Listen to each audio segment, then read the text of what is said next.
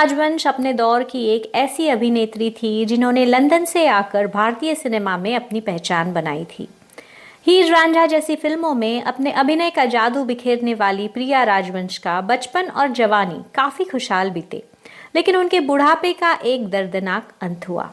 यह दर्दनाक अंत उन्हें अपने ही प्रेमी के बेटों के हाथों से मिला। हम प्रिया राजवंश के जिस प्रेमी की बात कर रहे हैं वो कोई और नहीं बल्कि दिग्गज अभिनेता देवानंद के बड़े भाई और हिंदी सिनेमा के मशहूर निर्देशक रहे चेतन आनंद थे। तो चलिए जानते हैं कि वह चेतन आनंद से कैसे मिली और फिर कैसे हुई उनकी मौत। जो मिल गए हो तो ये लगता है कि जहां मिल गया।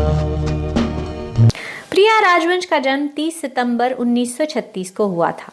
उनके परिवार बंटवारे के बाद पाकिस्तान से भारत आया। प्रिया का बचपन शिमला की गलियों में गुजरा।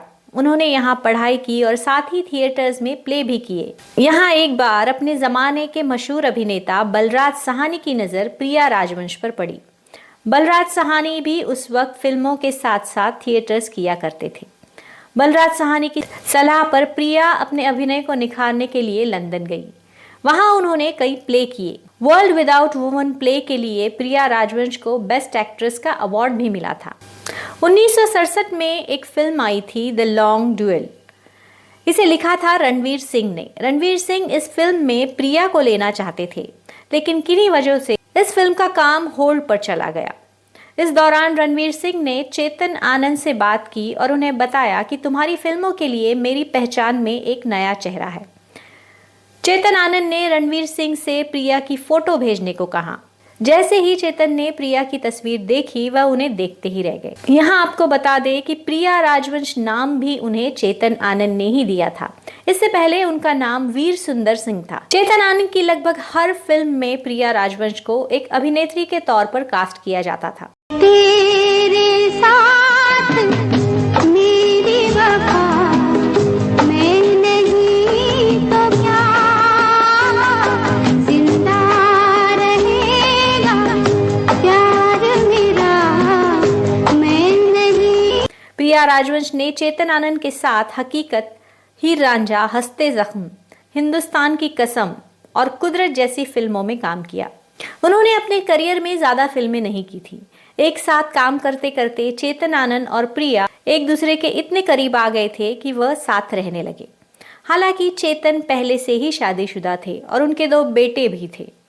प्रिया के साथ रहने के लिए उन्होंने अपनी पत्नी उमा को छोड़ दिया था, पर प्रिया और चेतन ने कभी भी शादी नहीं की। साल 1997 में चेतन आनंद ने 82 साल की उम्र में दुनिया को अलविदा कह दिया। अब प्रिया राजवंश बिल्कुल अकेली पड़ गई थी। वह चेतन आनंद के जुहू वाले बंगले में रहती थी। 27 मार्च 2000 को एक दिन बंगले से वो खबर आई जिससे पूरी इंडस्ट्री हिल गई। बंगले से प्रिया राजवंश की हत्या होने की खबर आई। मीडिया के रिपोर्ट्स के अनुसार चेतन आनंद के बेटे केतन आनंद और विवेक आनंद ने अपने 2 नौकरों के साथ मिलकर प्रिया राजवंश की हत्या की थी।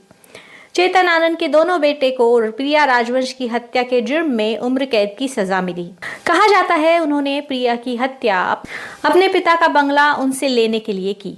हालांकि आज तक यह स्पष्ट नहीं हो पाया कि आखिर प्रिया की हत्या के पीछे की असली वजह क्या थी, लेकिन उनका अंत बहुत ही दर्दनाक था। हमारा वीडियो आपको पसंद आया हो तो इसे लाइक जरूर करें।